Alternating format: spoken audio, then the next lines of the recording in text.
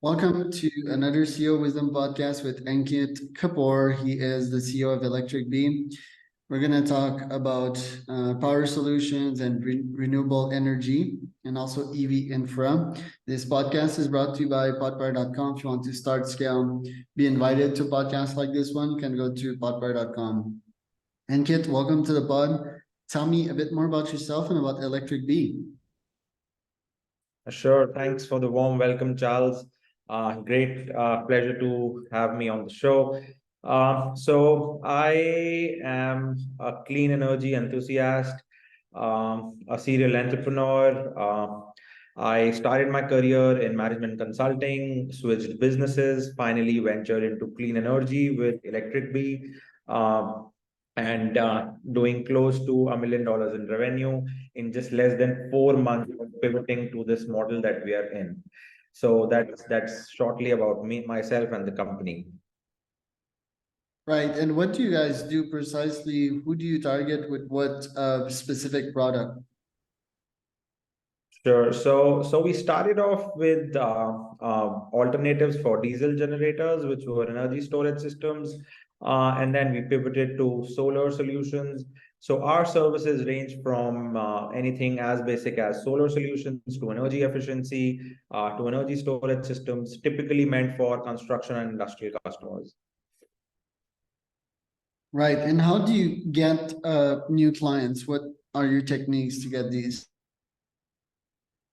So that is a great question. So initially, our go-to-market was just walking into these MSMEs, these factories, these commercial spaces. But we understood more so that these are majorly CapEx expenditures. So these products that we were selling were not consumable. So these were directly being bought by business owners and not their procurement managers. So essentially, we understood that our business model is more so based on referrals.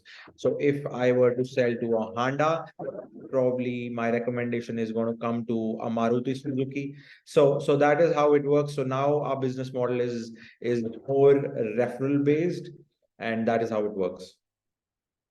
So existing clients refer your solution. How much do you pay for referrals? So it typically depends on the range, on the power requirement that we are talking about. It typically starts from 50 kilowatt and there is no upper capping. So could go to megawatt scale, could go to 20, 25 megawatts. Our clients range from people like Hollister, Honda, Spark Minda. These are automobile clients, Apollo Tires. Anyone who wants an open access discounted power is our potential customer. Right. Okay. So your solutions, you have a couple of product. It seems, at what price do these retail? And last time we spoke, you told me you made most of your money on the hardware. There's no like services or maintenance costs. Oh, that's correct. That's correct. So most of it comes from the capital equipment that we sell. The maintenance cost that we factor in is just 1% a year. So that's typically nothing. And also, I think I talked about the other business model wherein we do not sell the equipment outrightly. So wherein my business model, my customer becomes the third party and not the person that is deploying solar on his or her rooftop. So the expenditure essentially is the lease rent that I'm going to pay the investor or the banking partner who typically comes in. Right.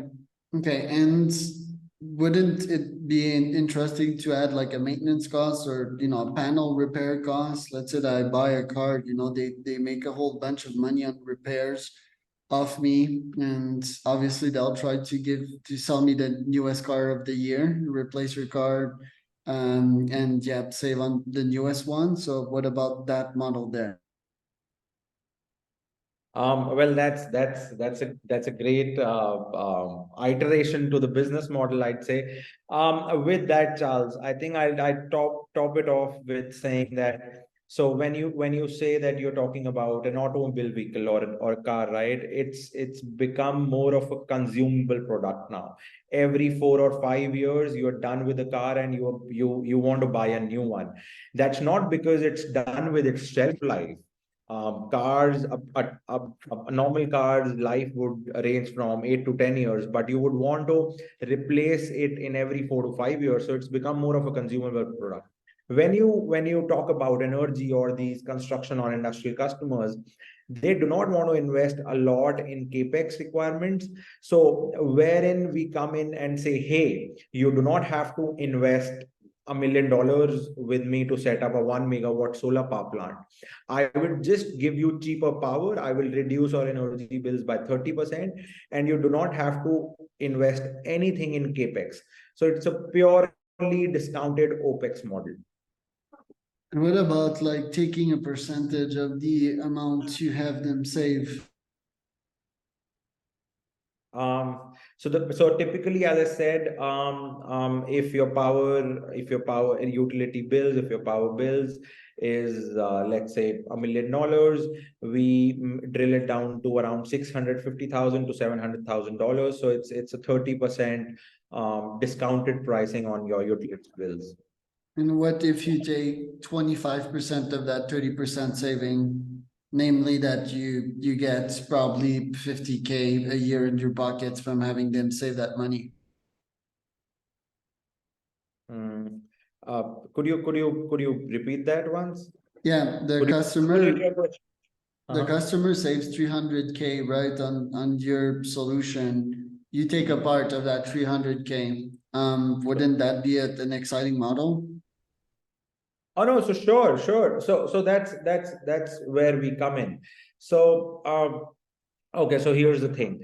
So his energy bills are okay. So let's suppose, for example, if the utility is billing him $1 million, right? And I am billing him 650,000. And I still have a margin, I'm still playing on a margin of more than 20%.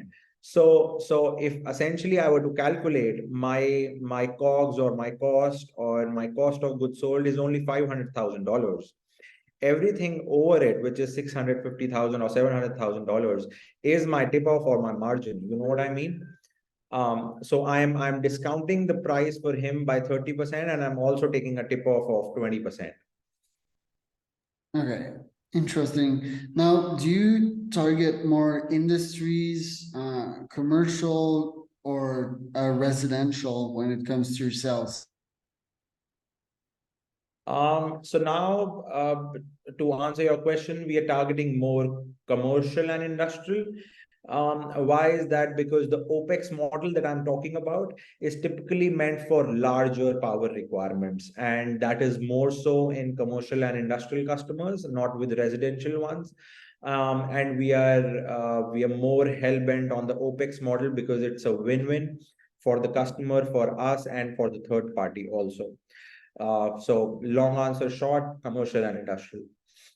Any calls or cold outreach or LinkedIn outreach to reach out these potential buyers?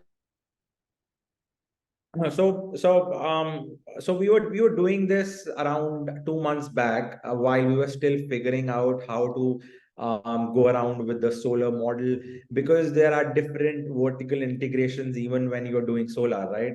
So now we have moved one ladder up, and we're going towards becoming a developer, wherein you come in and you say, hey, I want to deploy a solar farm and then sell it to someone. You don't know who to sell it to, right? So which is where we come in and we say that we write an SPV wherein you own 30%, I own 70% of the project. I bring in customers, I find the land, I deploy the plant, I write the agreements, all the hard work is what I do. And you get sweet 15% on your 30% investment, which is a great return, right? So to answer your question, we are moving towards more becoming a developer, wherein we just set up a solar power plant and sell power in open access to different customers all over the country. Right, because now it's mostly selling the hardware. You're also you only sell in India, correct? Yes. Right now, yes. Okay. And your plan is to fully shift from hardware to only sell the energy, correct? We've started to do that, and yes, the bigger picture is to become an IPP, an independent power producer, and just become a service-oriented company who sells power and own the assets. Okay, and what are the economics of that type of business? I'm guessing the margins are way bigger. You take the hardware into your own hands. And yeah, the deal sizes can be humongous. What is your plan to get there? Okay, so we are doing close to our projected revenue is close to $10 million this financial year. We plan to close $25 million projected next year, and then in the next 5 years, it's doing at least $500 million. So that's like the bigger picture, and as I said, becoming an IPP in the next 5 to 7 years. So that's that. And with the margins, I'd say more than the margins, it's more of a solid, concrete asset owning business, because I'm typically owning the land, I am owning the asset, I am charging depreciation on the asset because I still own it, right? So it's a win-win. And then the land prices are going to increase. All the revenue that I'm going to make out of selling the power, let alone that the land that I'm owning is going to anyways appreciate, right? So that's anyways a win if I discount that over a decade, let's say, for example. So that's like the longer term thing.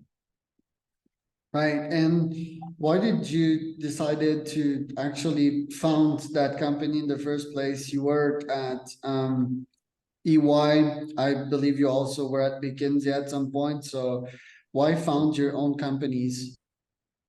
That's a touchy question, but I think the most interesting one. So yes, I worked with companies like EY, McKinsey, but I wanted to do something of my own since like forever. I think since the last time that I remember, I was 19, and I started my first company when I was 20. That was in university, in school.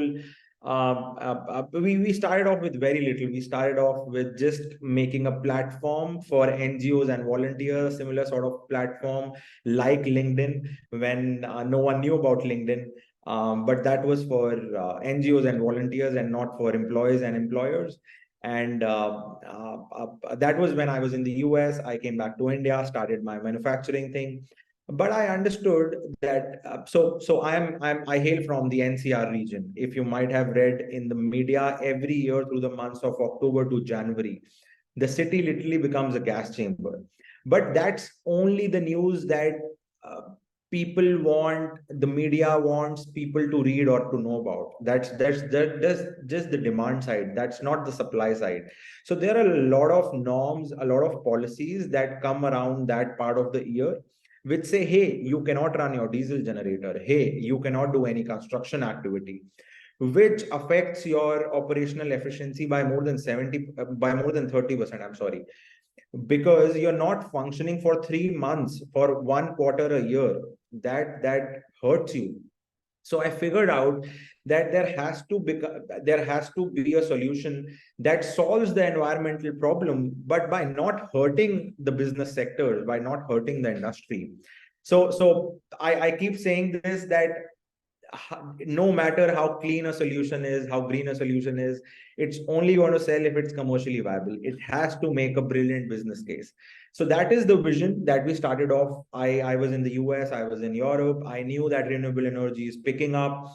I saw a lot of problems happening around me. I knew that we could add value, add great value, make a great business case out of it. So we just jumped in. And we started off with energy storage system, as I said, and pivoted to doing solar as we're doing right now. So I think it's been good. This is one thing wherein you get to do good and do well both. So yeah. And where can people find out more about you online, Ankit? We are active on all our social media channels, LinkedIn, Instagram, Facebook, Twitter. We have our own website, which is electricbee.com. You can find me, Ankit Kapoor, on LinkedIn. We have a YouTube channel where we keep posting videos. So we are all around. Thank you so much. That was Ankit Kapoor and Charles Cormier for another CEO at WisdomPodcast.com.